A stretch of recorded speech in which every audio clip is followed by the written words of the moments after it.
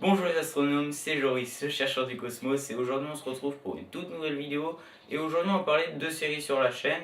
On va parler de la série C'est quoi et de la série À observer, car aujourd'hui on va parler des oppositions.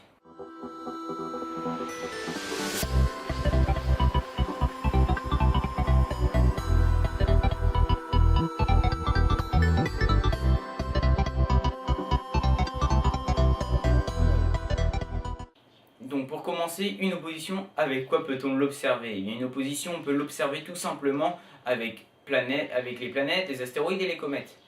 On peut l'observer à l'œil nu si c'est des planètes. On peut l'observer avec des télescopes ou des jumelles, avec des astéroïdes, etc. Mais bon, c'est mieux d'avoir un télescope. Puis même voir une opposition d'astéroïdes, bon voilà. On connaît plus le système d'opposition de planètes. Par exemple, aujourd'hui nous sommes le 27 juillet. Le 27 juillet, il y a l'éclipse de lune totale et il y a l'opposition de Mars. Mars sera au plus près de la Terre, je ne sais plus à combien de chiffres exactement, et elle sera très très lumineuse. Alors, pour expliquer ce qu'est une opposition c'est très très simple.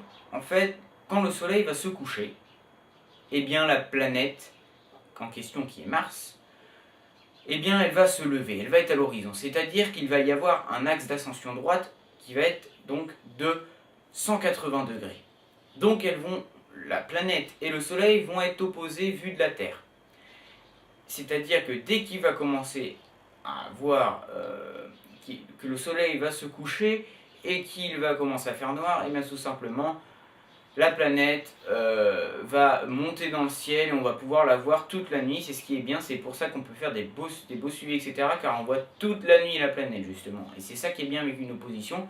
Par exemple, il y a déjà l'opposition de Jupiter qui est déjà passée, l'opposition de Saturne, et donc ce soir c'est l'opposition de Mars. Donc c'est surtout à ne pas manquer, étant donné qu'en plus elle est vachement proche de la Terre. Donc autant vous dire que vous ne la verrez pas aussi proche de la Terre avant plusieurs années. Sur ce, c'est la fin de cette vidéo. Moi je vous dis que c'était le chercheur du cosmos. N'hésitez pas à sortir dehors par exemple ce soir le 27, car il y a l'opposition de Mars et l'éclipse totale de la Lune. Bien évidemment, il faut que le ciel soit dégagé, pas comme chez moi justement. Et donc, je vous souhaite à tous une bonne opposition, une bonne éclipse de Lune, et moi je vous dis aux prochaines recherches.